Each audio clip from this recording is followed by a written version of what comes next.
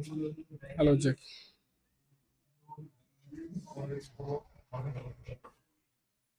चलो भाई स्टार्ट करें। आ गया नाम बता दिया भाई। एक्सा एक्सो। और एमएन को क्या लिखा? मैग्नीट्यूज।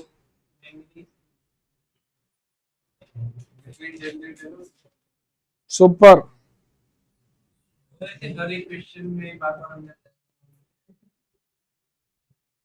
क्या कह रहे हैं? अच्छा तब तो सबके आंसर सही हो जाएंगे।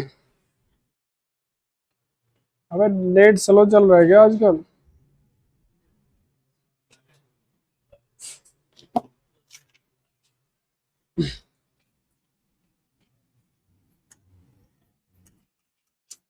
देखेंगे हाउ टू राइट ने IUPAC name of complex compound poly nuclear coordination compound. Poly nuclear coordination.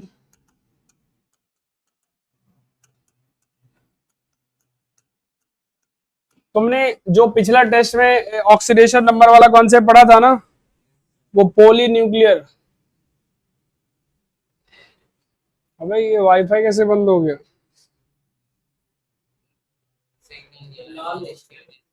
अच्छा बारिश की वजह से सिग्नल गया। अच्छा किसी के भी नहीं आ रहे हैं।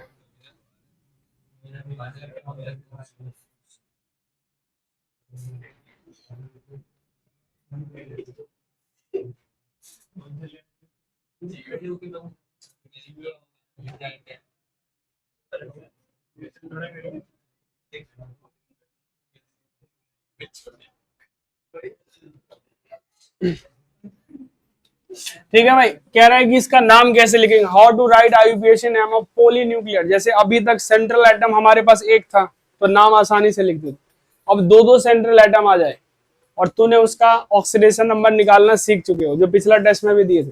चलो भाई तो उसी का नामकरण करते हैं। पहला क्वेश्चन है भाई, En का होल ट्वाइस CONH और यहाँ पे OH है NH2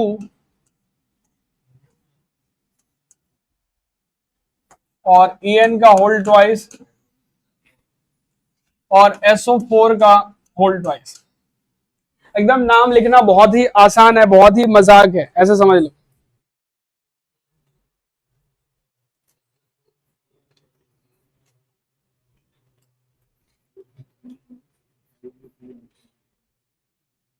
अच्छा नेट गया जिसकी वजह से लाइव क्लासेस कैंसिल हो गई, मतलब लाइव क्लासेस चल, चलो रिकॉर्ड भी हो रहा है। अगर लाइव नहीं चलेगा तो रिकॉर्ड तो हो ही जाए, बाद में भेज दिया जाए। हाँ। अबे कोई कट वट नहीं होता है सब, इतना टाइम कौन लगाएगा कटिंग पेस्ट। देखो ये तुम्हारे पास है, इसका नामकरण पहले वाले की तरह ही करना है। ठीक, अब कैसे करते, पहले नाम साइड वाले एटम का, फिर लिगेंड्स का, फिर सेंट्रल एटम का। ठीक है, तो बता पहले इसका ऑक्सीडेशन नंबर कितना आएगा। तो इसका हमें एक्स लेट करते हैं और इसका भी एक्स लेट कर लेंगे। ई एन का 0 आता है और यहाँ पे 2x आ गया। NH2 पे एक, NH2 पे एक माइनस, OH पर भी एक माइनस, एक SO4 पे दो माइनस, तो दो है तो 4 माइनस इक्वल टू 0। तो 2x माइनस 6 इक्वल टू 0। तो 2x इज इक्वल टू 6, तो x की वैल्यू 3 आ गई।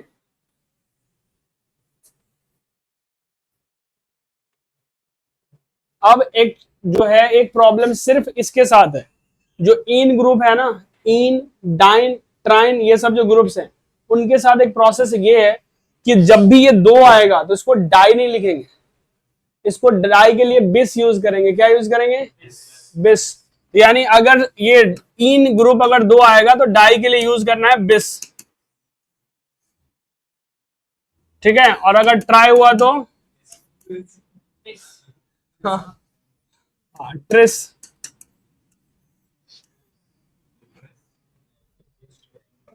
चलो भाई यहाँ तक डन है। नाम पैंट को बहुत अच्छे से लिखें। हमें दो से ज्यादा नहीं, अच्छा ये तो निकाल दिया ना, 3 आ गया सबको। अब देख, तो इसका नाम क्या है, इन को क्या बोलते थे बताओ, इथिलीन डायमाइन, ठीक। या फिर हमने ये भी बोला था इथेन 1,2 डायमाइन, ऐसे भी लिख सकते हैं, दोनों पॉसिबिलिटी है। तो इसको सबसे पहले तेरे को लिखना होगा बिस। अगर तुझे सिंपल लगता है कि सर मैं ऐसे लिख लू इथेन 1,2 डायमाइन, तो ये भी चल जाएगा। ठीक है जी, यहां तक पहुंच गए। यही था इसके पास लिगेंड्स। अब जो है, और ये भी तो लिगेंड्स है, ठीक। इसके लिए क्या यूज करेंगे, अगर ये आपस में कनेक्टेड है तो इसके लिए तुझे यूज करना होगा पहले। इसके बाद जो जो नंबर आते जा रहा है उसका नाम लिखो। ये क्या होगा, कोबाल्ट। कोबाल्ट का ऑक्सीडेशन नंबर 3। और जो आपस में ये कनेक्टेड है उसके साथ यूज करेंगे म्यू। म्यू म्यू लिंक वाले कनेक्शन को हम म्यू से डिनोट करेंगे। ठीक है भाई, तो कौन कौन से लिंक है आपस में, हाँ तो यहां पे लिखेंगे म्यू एमिडो, हाँ एमिडो या अमाइडो का हो, ये NH2 का अमाइडो ग्रुप कहते हैं, ठीक है। उसके बाद नीचे वाले को क्या बोलते हैं, हाइड्रोक्सो, तो ये भी लिखो म्यू हाइड्रोक्सो।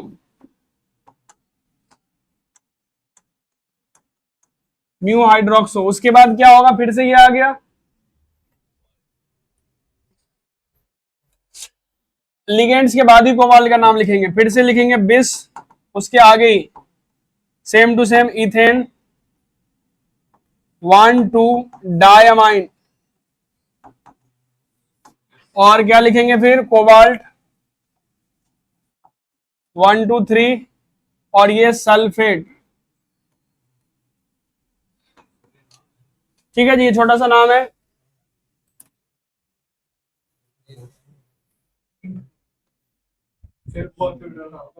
अब ये इतना सिंपल कंपाउंड कैसे नहीं बना तेरे से, ये माइनस अंदर जाके प्लस हो जाएगा, ये पूरा पार्ट कैंसिल हो जाएगा भाई। ए प्लस ए स्क्वायर माइनस बी स्क्वायर लगा यहाँ पे भाई। तू तो प्योर की तरह एकदम से रिलैक्स मार लेता है। तो सॉल्व कर इसको, फिर ऊपर नीचे आई से मल्टीप्लाई कर देना, रेशनलाइज कर देना। चलो बेटा ने, जो लिंक वाले कनेक्शन होगा वो म्यू के साथ, माइक्रो के साथ कनेक्ट रहेगा, ठीक है। बाकी कुछ भी नहीं है इसमें, सब आसान है, आसान।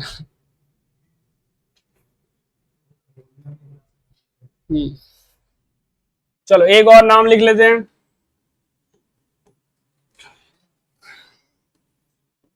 देखो NH3, ये 4 है, कोबाल्ट फिर से आ रहा है, NO2 NH C, वो तो आ गया, NH3 4, और यहां पे 3 प्लस। जब कभी भी कंपाउंड के ऊपर प्लस माइनस आ जाए ना, तो उसके नाम के लास्ट में आयंस लिखना जरूरी है, ठीक है। अगर आयंस नहीं लिखेगा तो उसके मार्क्स कट जाएंगे। दोबारा सेम दे दिए सर। अब भाई ये आगे का पार्ट है इसी का, ये यहाँ से इसका नाम लिखा है नीचे में। हाँ नहीं,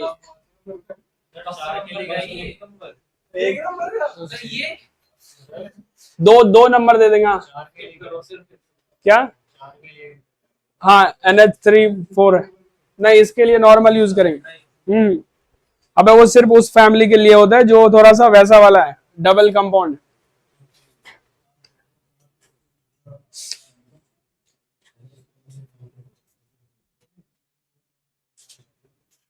चलो भाई इसका नाम बताओ जल्दी से, इसका पहले कोऑर्डिनेशन ऑक्सीडेशन नंबर बताओ।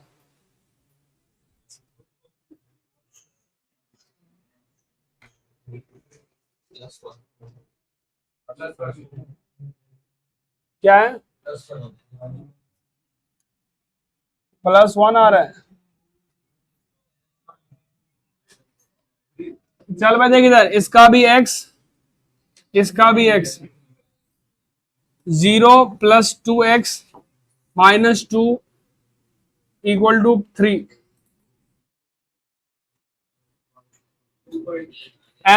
NH पे 2 माइनस होता है शायद, NH पे 2 माइनस होता है भाई, तो यहाँ पे 3 आ जाएगा। 6, x की वैल्यू कितनी आ गई? 3, फिर से 3। NH पे 2 माइनस होता है, स्पेशल कंपाउंड लिखवाया था, इसका नाम क्या था भाई, बताना। NH का, NH का नाम क्या लिखवाया था? Only NH। अब भाई NH पे 2 माइनस लिखवाया है। हाँ बिल्कुल सही कहता है। अमाइडो,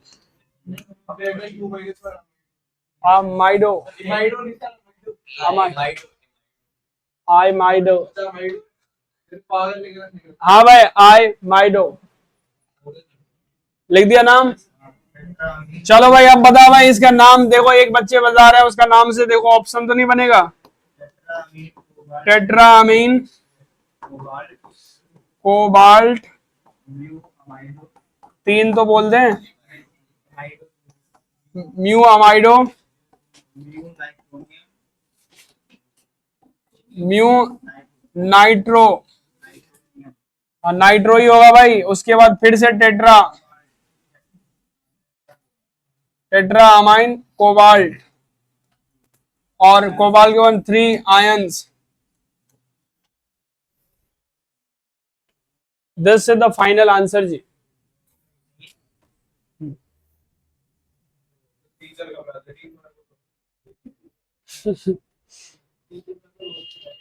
टीचर का तो रोज, सही बात है बच्चे।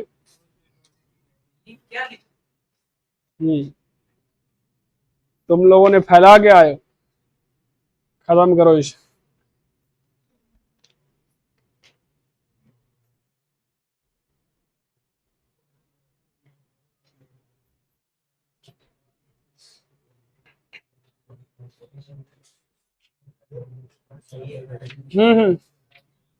बिल्कुल सही है। चलो भाई यहां तक तो सबने कर दिया। अब आता है कि तुम्हें स्ट्रक्चर ड्रॉ करने के लिए कहेगा, नाम दिया रहेगा, कहेगा कंपाउंड क्या बनेगा, खुद से देखो। तो देख भाई इसमें जो सबसे बड़ी प्रॉब्लम क्या आएगी, ध्यान से देख। तुझे नाम दिया रहेगा तो तेरा कंफ्यूजन कहां कहां होगा, इसको देख। जैसे तूने देख यहाँ पे क्या लिखा तूने, सल्फेट। सल्फेट यहाँ कितने हैं? 2 है, लेकिन यहाँ पे क्या लिखा है भाई, ये 2 है या 3 है 4 है, उसके बारे में कोई चर्चा नहीं है। तो जब स्ट्रक्चर बनाओगे तो यही प्रॉब्लम आए। यहाँ पे मान लो K3 है पहले, तो तूने ट्राई पोटेशियम तो नहीं लिखते हो, तो यहाँ पे भी तुझे इसको, जो प्रॉब्लम को सॉल्व करने का एक ही तरीका है, तुझे इससे पता चलेगा। ये जो इसके ऊपर जो ऑक्सीडेशन नंबर होता है ना 2 3, उससे पता चलेगा। फिर हम खुद से दिमाग लगाएंगे कि अगर एक्स्ट्रा प्लस बढ़ गया तो इसको कम करने के लिए यहाँ पे कुछ डालना होगा, डबल कंपाउंड यहाँ पे इधर, तो ये प्लस माइनस अभी मैं देखता हूं, फिर बात करें। अब लिखेंगे how to write the compound, how to write complex compound if name is given. Name अगर दिया हो तो कॉम्प्लेक्स कंपाउंड कैसे लिखेंगे, तो छोटा छोटा सा नाम पहले लिख ही लेते हैं। जैसे एक ही दिया है, hexa amine, hexa amine, chromium, chromium 3 ions. ठीक है भाई, ये दिया। अब इसका स्ट्रक्चर कैसे बनाएंगे, ठीक है भाई। तो सबसे पहले इसको ढूंढो, जो जिसके पास ऑक्सीडेशन नंबर है ना, इसको देखना जरूरी है। ठीक है बच्चे, ये सेंट्रल एटम को पकड़ के रखो पहले। सेंट्रल एटम मिल गया, इसको बिठा दो सेंट्रल एटम को। ओके भाई, सेंट्रल एटम को बिठा दिया।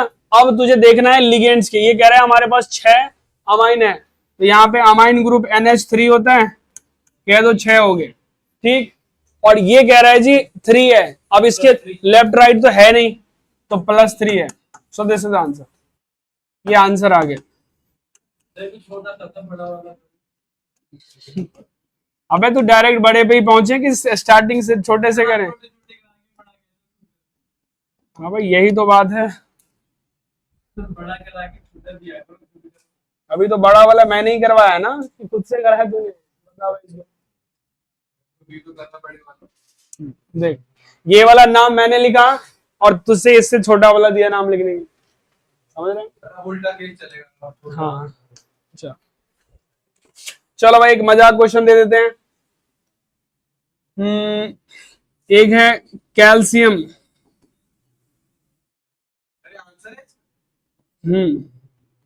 हाँ भाई ये आंसर हो गया, इसके इस क्वेश्चन का आंसर ये हो गया।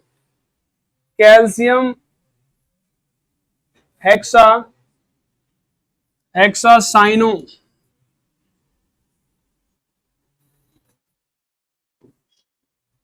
Calcium hexacyano ferret.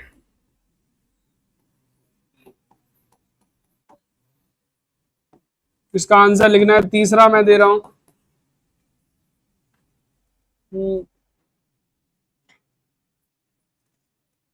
Potassium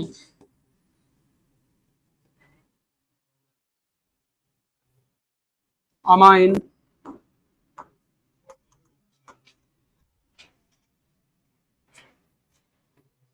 try क्लोराइडो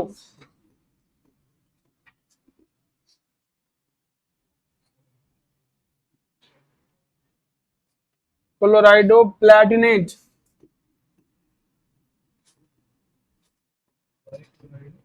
प्लैटिनेट second. हाँ भाई क्या कह रहे हो गया तुम्हारा? ये हो गया यहाँ तक। आई आई से सिर्फ मल्टीप्लाई करना था, यहाँ पे आई क्यों आएगा भाई? यहाँ माइनस आ जाएगा तो आ जाएगा 9, और इसका स्क्वायर करेंगे तो 5 आएगा, स्क्वायर से कैंसिल हो जाएगा तो ये प्लस हो जाएगा सिर्फ 5। 9 और प्लस 5 14/2√2i, इसको कैंसिल करेंगे 7i, आई आई से ऊपर नीचे मल्टीप्लाई कर तो आएगा 7i/√2i², आई स्क्वायर की वैल्यू -1 होगी, 7i - √2 आंसर। ठीक है, इतना तक रिवीजन घर से अच्छे से करके आना दोबारा, ठीक है? जाओ अब तेरा हो गया एक्सरसाइज, कल सुबह अगर आना हो तो 9:30 तो जाना। हाँ जी आंसर आ गए आपके। फिर देखो ये 5 दिन की नहीं आता है ट्यूशन।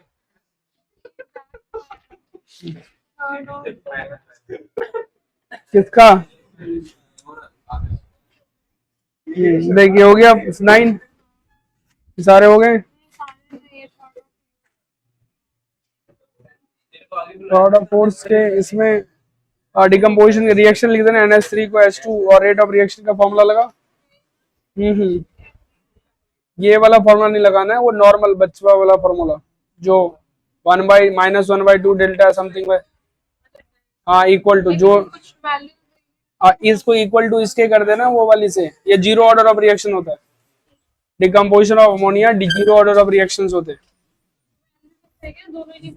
देख जो रेट का फॉर्मूला होता है ना अमोनिया का, वो सिर्फ के इक्वल होता है रेट ऑफ रिएक्शन, क्योंकि अमोनिया का decomposition zero order of reaction. तो ये आ गया। अब इसके बदले में किसी को के इक्वल कर दे, दिस इक्वल टू के, तो यानी इसका निकल जाएगा जिसको निकालना है।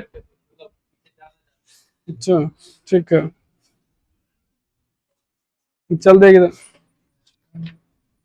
ये क्वेश्चन कर 10, 11 और 12 देखो तो कोई बन रहा है, नहीं तो एक काम इसको रहने दो, तो पहले ये क्वेश्चन 18, 19 ये दोनों करके दिखा, बाकी को मैं बताऊं। हाँ भाई हो जाओ, अब ये मिसलेनियस कंप्लीट करके आओ, कल तो स्कूल है ना तेरा। हाँ भाई हो गया सैनो।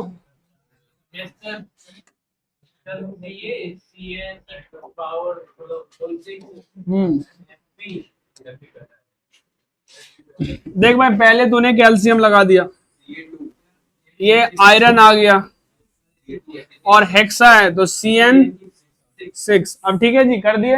अब जब हमने देखा कि इसके लूप है 6 माइनस, और ये 6 माइनस में से सिर्फ ये कह रहा है मैं 2 प्लस लूंगा, बाकी के 4 प्लस और रखना होगा। कैल्शियम अकेला 2 लेगा तो 2 और देंगे तो ये 4 ले लेगा plus. So this is the answer. ठीक है, इसका देखो पोटेशियम जी, पोटेशियम रखते हैं यहाँ पे कहते हैं प्लेटिनम Pt रख दिए और अमाइन रख दिए NH3, ट्राइक्लोराइड Cl3। अब देखते हैं 3 माइनस के लिए 2 प्लस इस पे, तो एक ये ठीक है जी, इसमें कोई दिक्कत नहीं, ये करेक्ट है। ठीक है जी, नामकरण कर लेते हैं, कोई तकलीफ नहीं है आपको, सारे इंटेलिजेंट हैं आप लोग। चलिए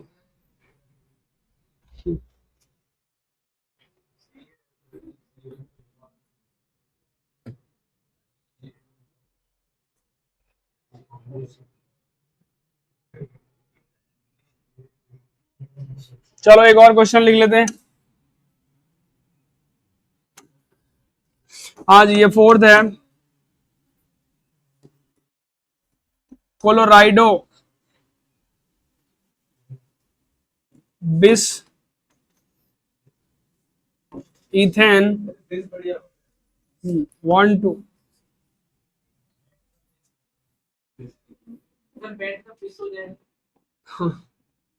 पेंटापिस, सही है बच्चा, ट्राई नाइट्रो कोबाल्ट।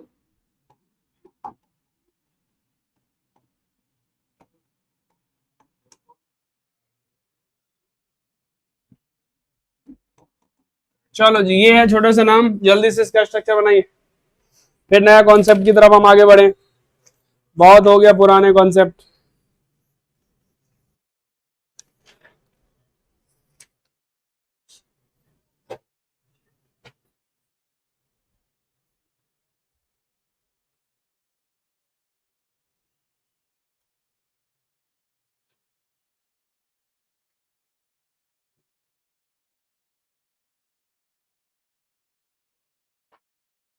उसके बाद हम पढ़ेंगे इसमें आइसोमेरिज्म। हाँ जी, जल्दी से लिखाइए फटाफट।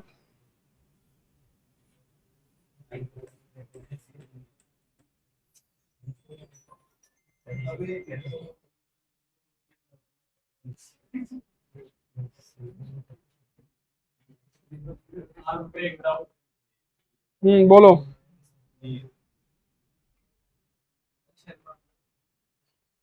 कौन है बच्चा शर्मा रहा है यहाँ पे, बताओ भाई आरव।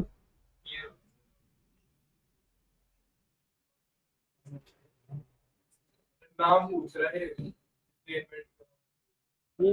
कोई नहीं, मैं तेरे को लिस्ट दूंगा निकाल के, याद करके।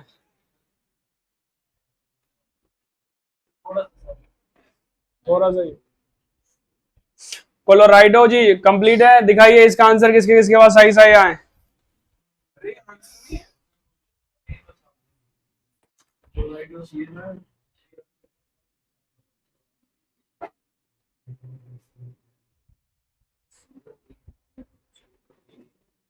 तीन तुमने 2 बार क्यों लिख दी, तीन 2 बार क्यों है, इन टू तो तुम देख, यहाँ भी इन, यहाँ भी इन, एक ही बार लगेगा। हाँ जी बच्चे लाल आ गया, दिखाओ।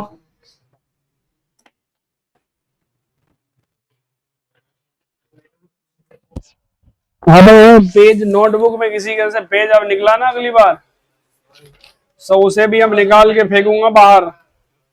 पेज में रख उसको, बैग के अंदर, बैग है ना तेरे पास, नहीं है तो बताओ। हाँ हाँ बिल्कुल। किस में से चेपा चेपी करा हुआ है तूने, क्यों नहीं चेपा मारा, 1 2 3, ठीक है, करेक्ट। हाँ जी देखो, यहाँ पे क्लोराइडो है, यहाँ पे हम सबसे पहले कोबाल्ट को पकड़ के लाए, कोबाल्ट हमें मिल गया। उसके बाद है बिस, मतलब 2 इन है, और क्लोरीन 1 है, और नाइट्रो 1 है, तो इसके एक माइनस 2 माइनस हुआ, लेकिन ये कह रहा है इस पे 3 प्लस है, तो इसका मतलब एक और यहाँ पे है प्लस, सो आंसर। ठीक है जी, तो ये है आपका नामकरण लिखने का तरीका जो आप लिख दिए। चलिए अब हम लिखेंगे आइसोमेरिज्म। ठीक है जी, अभी बारिश में कौन तेरा एकेडमी चला रहा है भाई, फुटबॉल बारिश में, अच्छा, वाटर स्पोर्ट।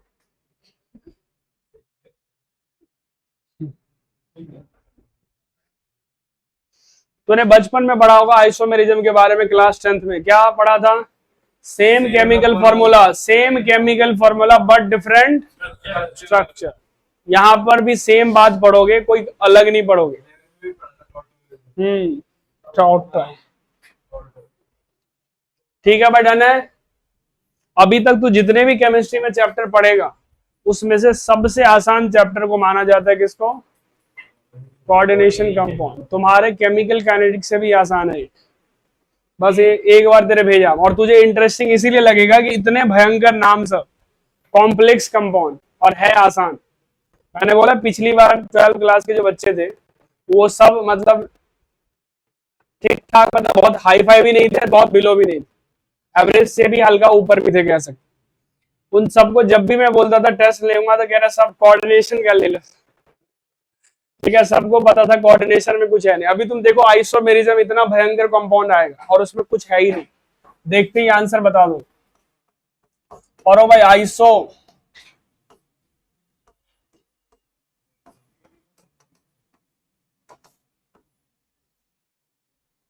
आइसोमेरिज्म, ठीक है, लिखेंगे टू और more complex compound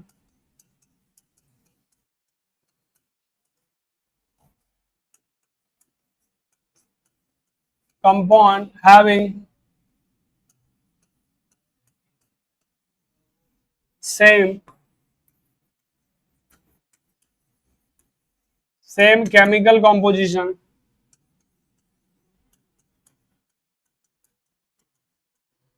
but different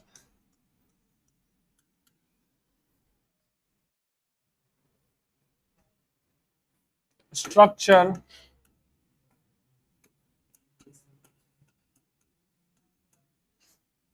or special different structure or a special arrangement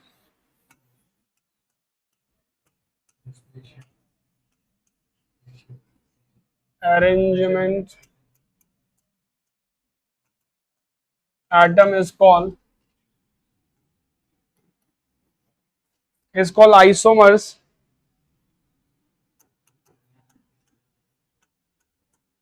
and the phenomena is called, अच्छा सही कर लो, phenomenon is called isomerism।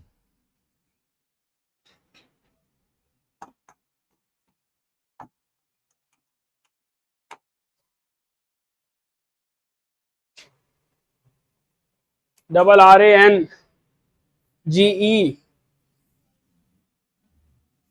Arrangement. ठीक है भाई, डन है। अब ये आएगा, देखो एक तो होगा स्ट्रक्चर अलग भी होगा और दूसरा बिना स्ट्रक्चर अलग किए क्या होगा पता है? जैसे कि मान लो कि ये कंपाउंड है एक्स, इसके साथ ए और इधर बी कनेक्ट है, तो ये हो गया अलग अलग स्ट्रक्चर बना दिया हो तो अलग है। ये क्या करेगा, अपनी सिर्फ पोजीशन चेंज कर लेगा, ये बी इधर आ गया, एक्स ए इधर चला गया। तो अगर स्पेस में इन लोगों की अरेंजमेंट में अगर डिफरेंस होता है तब भी आइसोमर्स बन जाएंगे, उनके नाम अलग हो जाएगा, प्रॉपर्टी अलग हो जाएगा, वो आगे हम देखेंगे। ठीक है, तो it is of two types, ये दो तरह के होते हैं। पहला लिखेंगे स्ट्रक्चरल और दूसरा स्टेरियो।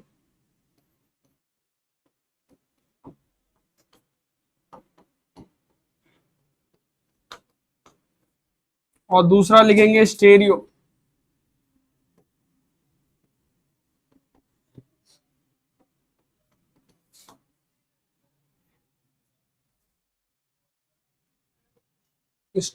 ई ओ लिख देना, ई ओ, स्टेरियो,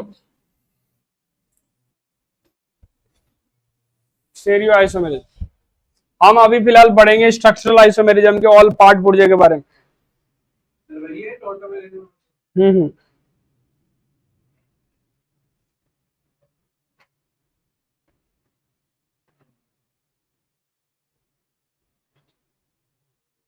ठीक है जी, यहाँ पे टाउटो नहीं आने वाला, यहाँ पे जो भी नाम आएगा बहुत आसान सा आएगा। चलो जी, ये एक ही बार में याद हो गया सबका नाम। केमिकल कंपोजिशन सेम होगा, स्ट्रक्चर और स्पेशल अरेंजमेंट अलग अलग होंगे। दो तरह के होता है, स्ट्रक्चर वाला स्ट्रक्चर और ये वाला अलग। लिख दिया सबने, याद भी हो गया। चलो आगे, अब हम डिटेल्स पढ़ने वाले हैं स्ट्रक्चरल आइसोमेरिज्म के। एक तुम लोगों ने वो नहीं पढ़ा था शायद, इम्बिडेंट लिगेंड्स के बारे में पढ़ा था? इम्बिडेंट न्यूक्लियोफाइल पढ़ा है? ठीक है, तो वो शायद एक बार इसी बीच में पढ़ने की जरूरत पड़ेगी। उसी तरह इम्बिडेंट न्यूक्लियोफाइल का दूसरा नाम क्या है? इम्बिडेंट लिगेंड्स। अब क्या होता है कि जैसे इम्बिडेंट लिगेंड, जैसे यूनिडेंटेड लिगेंड्स होते हैं, क्या CN, तूने न्यूक्लियोफाइल में पढ़ा होगा। इम्बिडेंट न्यूक्लियोफाइल वो क्या करता है, अपने स्ट्रक्चर को चेंज कर लेता है, बनाता है NC, और अलग अलग स्ट्रक्चर बना करके एक ही कंपाउंड दो बार इलेक्ट्रॉन डोनेट कर देता है। तो यानी unidentate ligands having special structure to share, यहाँ पे दो पेयर ऑफ इलेक्ट्रॉन चेंज कर दे। जैसे यूनिडेंटेड को एक ही पेयर इलेक्ट्रॉन देने का है, ये क्या करता है, अपना स्ट्रक्चर बदल लिया। जैसे पहले जमाना में होता था, वोटिंग देने गया लोग, कपड़ा बदल के दूसरा, चलो भाई दूसरा वोटिंग डाल, फिर दूसरा कपड़ा पहन के तीसरा डाल दे। लेकिन अब क्या होता है कि परमानेंट मार्कर वैसा लगा दिया जाता है कि आपको उंगली काट के ही जाना पड़ेगा। ठीक है भाई, तो इतना बड़ा रिस्क नहीं लेना है लोग।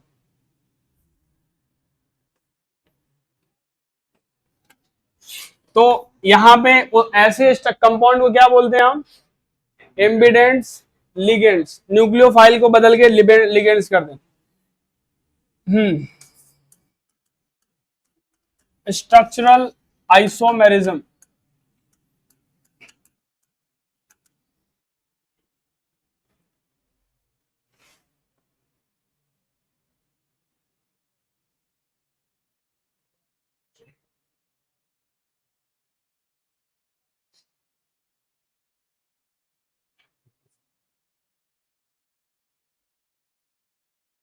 देखो, it is of different type.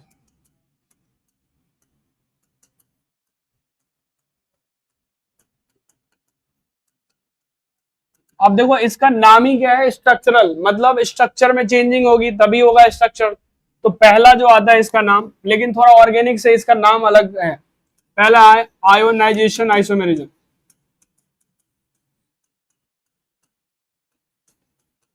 हाँ भाई, एक का डेफिनेशन मैं लिखूंगा, बाकी का डेफिनेशन तुझे इसी के बेसिस पे सारा लिखना है। ठीक है, तो आयोनाइजेशन आइसोमेरिज्म क्या होता है, तो यहां हम लिखेंगे those compound, complex compound having same chemical composition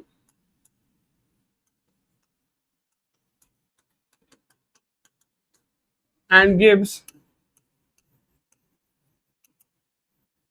different ions in a solution, having same chemical, हाँ भाई यहाँ पर सेम आ जाए, having same chemical composition and gives different ions in a solution is called ionization isomerism। Ionization isomerism.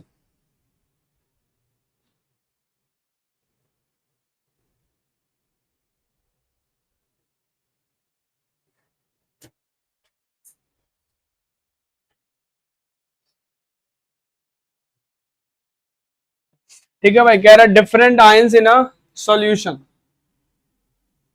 अब देख यहाँ पे example हम लेते हैं, जैसे कि हमारे पास मान लो ये Fe है, NH3 है, और यहां पर Cl3 है, और बाहर में Br है। ठीक है, ये अब क्या करेगा ये आपस में, यहाँ पर K4 भी डाल सकते हैं, या नहीं ये नहीं डालेंगे तो भी चलेगा। या NH3 का एक काम करे, इसको NH3 का 4 कर लो और इसको 2 कर लो, सही। ठीक है, अब देख इसको जब तुम पानी में डालोगे तो बताओ ये क्या देगा, पानी में कौन सा आयंस देगा, Br देगा, जो बॉक्स के बाहर है। अब दूसरा क्या है, ये सेम टू सेम रहेगा, FeNH3 का होल थ्राई BrCl, और एक Cl को बाहर कर दो। और देख कंपोजिशन दोनों का सेम है, जितने केमिकल उसमें उतना है, बट वो आयंस ये देगा Br पे माइनस आयंस, और ये देगा Cl पे माइनस है। तो तुझे देखते ही समझ जाना है कि भाई ये अलग अलग आयंस दे रहा है, इसीलिए इसका नाम हो गया ionisation isomerism.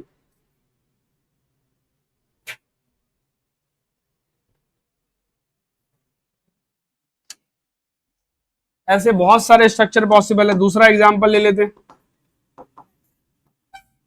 CONH3 5 NO3SO4 and COSO4NO3, SO4 को अंदर कर दिया, NO3 को बाहर कर दिया। हाँ जी, आंसर आ गए आपके, बाकी वो दोनों के आ गए। अच्छा, और किसके नहीं आए, किसके, ये वाला करो। इसमें तुझे सबसे पहले ए और बी के बारे में लिखना है। कह रहा है कि what is the order of reaction, पहले लिख देना रेट ए इंटू बी, के ए इंटू बी, और इसमें लिख रही रेट का formula R is equal to K, A लिखो ए, हाँ हाँ हाँ बिल्कुल बिल्कुल, उसके पावर x, फिर लिखो बी के पावर y। ठीक है जी। अब देखिए रिएक्शन R1 R2 R3 अलग अलग R वैल्यू दी है, तो जहां पर सेम ए है वो देख करो, ए में यहां पर कहां पे सेम है, ए इन दोनों में, इन दोनों को डिवाइड कर दे, R1 R2 को डिवाइड कर दे, इसमें ए कट जाएगा, बी बच जाएगा, और इनको इधर भी डिवाइड कर देना, सारी वैल्यू को डिवाइड कर, यहाँ से y की वैल्यू आ जाएगी, फिर बी वाले को डिवाइड करोगे ये आ जाएगा। चलो भाई दूसरा लिखो, दूसरा लिखो हाइड्रेटेड आइसोमेरिज्म, हाइड्रेटेड नहीं, हाइड्रेट, इसी को कोई सॉल्वेट भी बोला जाता है, सॉल्वेट आइसोमेरिज्म।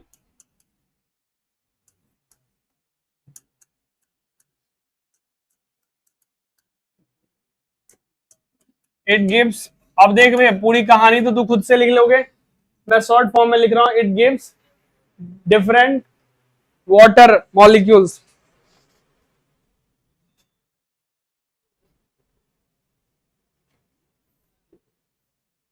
या फिर ऐसे लिखो it have different water molecule in a ligands. Water molecules का ये डिफर करेगा सिर्फ वाटर को, तो वाटर को कैसे डिफर करता है ये देखो, Cr है, H2O है, और यहां पर 6 है, और यहां पे Cl3 है, और दूसरा ये क्या करेगा, इसके पास कितने हैं लिगेंड्स वाटर का, 6 है, और ये क्या करेगा, अब यहाँ पे 5 कर लिया, एक क्लोरीन आ गया और एक वाटर को बाहर कर देगा, और Cl2। तो ये वाटर मॉलिक्यूल्स डिफरेंट होना चाहिए लिगेंड्स में, इसके पास 6 लिगेंड्स हैं, इसके पास 5 लिगेंड्स, तो ये सॉल्वेट सिर्फ वाटर से रिलेटेड है, इसीलिए इसका नाम हाइड्रेट है। चलो जी नेक्स्ट हम देखते हैं लिंकेज आइसोमेरिज्म, और हाँ इसका डेफिनेशन पेपर में नहीं आता,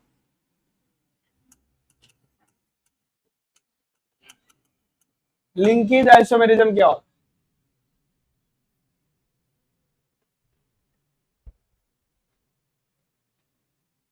लिखेंगे it have special ambident ligands,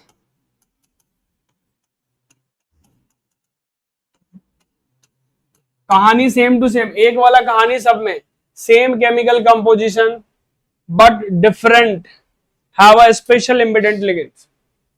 ठीक है भाई, इसके लिए क्या लिखेंगे देखो, एग्जाम्पल लिखते हैं हम, FeCN6, मान लो ये हमने K4 भी डाल दी, इसको क्या कहोगे? दूसरा बता भाई जल्दी से।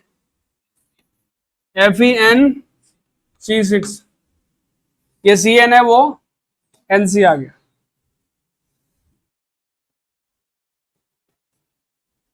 दूसरा लिख लेते हैं, CrH2O5 SCN पे 2 प्लस N CrH2O5, और ये क्या आएगा? NCS, तो NCS लिख दो।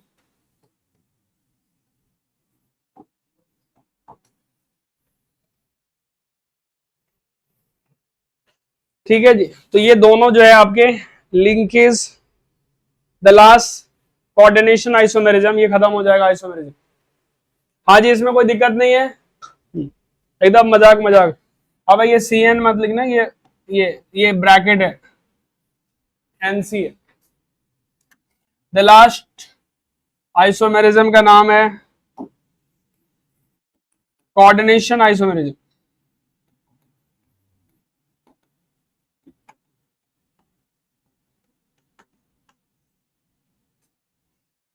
ठीक है,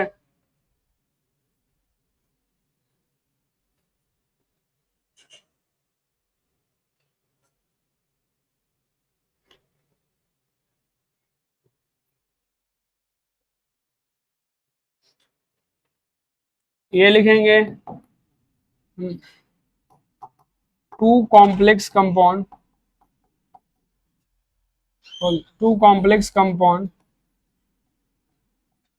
which exchange of their ligand, which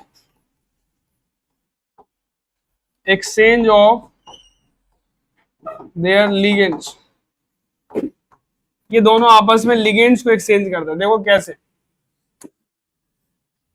हमारे पास एक कंपाउंड है जिसका नाम है CO, ये NH3 का होल 6 है, इसके साथ दूसरा भी होगा CrCN6। ठीक है, अब देख क्या करेगा, ये एक ही कंपाउंड है, ये आपस में इसको चेक नहीं करोगे। अब इसके बाद बनेगा, ये क्या करेगा, CO के पास NH3 है ना, ये CN इसके पास चला जाएगा और ये इसके पास चला जाएगा, बाकी कंपोजिशन सब कुछ सेम ही है। तो यहाँ पे CO CN होल 6 और यहाँ पे आएगा CR NH3 का होल 6,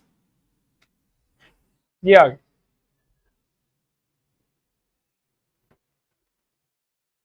ठीक है, तो ये तुम्हारा लास्ट था लिगेंड्स की कहानी।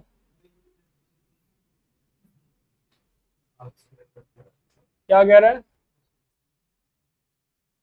यहां तक तेरे को रिवीजन मारने हैं अच्छे से, कोऑर्डिनेशन आइसो और एक्सरसाइज के क्वेश्चन भी ट्राई करने। स्टेरियो वाले उसके बाद बचे हैं, स्टेरियो वाले उसके बाद करेंगे।